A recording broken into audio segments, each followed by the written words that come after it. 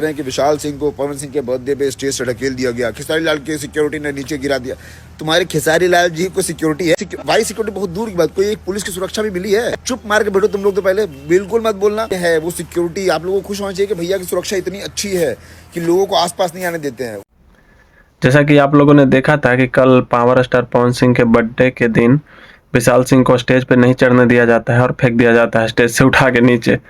वही विशाल सिंह जो लोकेशन खेलते हैं, तुम लोकेशन दो अपना आते हैं, तुम लोकेशन दो अपना आते हैं, वही विशाल सिंह को कल उन्हीं के घर में उन्हीं के स्टेज पर से नीचे फेंक दिया गया।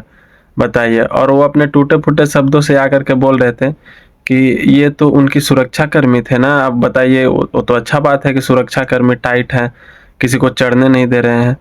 तो अरे भाई, खुद को पवन सिंह के भाई बोलते हो और सुरक्षा कर्मी तुम्ही को नहीं चिन्ह रहा है? बताइए। और अभी भी एकदम लगल हैं कि खेसारी लाल यादव के कोई सुरक्षा नहीं है। खेसारी लाल यादव को एक पुलिस भी मिला है सुरक्षा गार्ड में। खेसारी लाल यादव अगर बिहार में कहीं भी रोड पे उतर जाएंगे ना, तो 2 से 3 मिनट लगेगा जाम होने में, पूरा रोड जाम हो जाएगा। समझ रहे हो ना?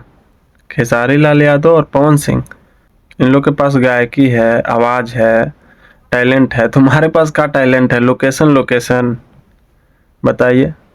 देखिए, अभी भी इसको शर्म नहीं आ रहा है, दिन भर पवन भैया। ले हो गया कांड। और बोल कर रहा है कि हमको इस पर रिप्लाई नहीं देना चाहिए। दो ना, सबको खेसारी लाल समझे हो कि चुप रह जाएंगे। दो ना पवन सिंह पर 2 रिप्लाई, तो समझ में आ जाएगा। आप लोग इस व्हाट्सएप रंगदार को क्या कहना चाहेंगे?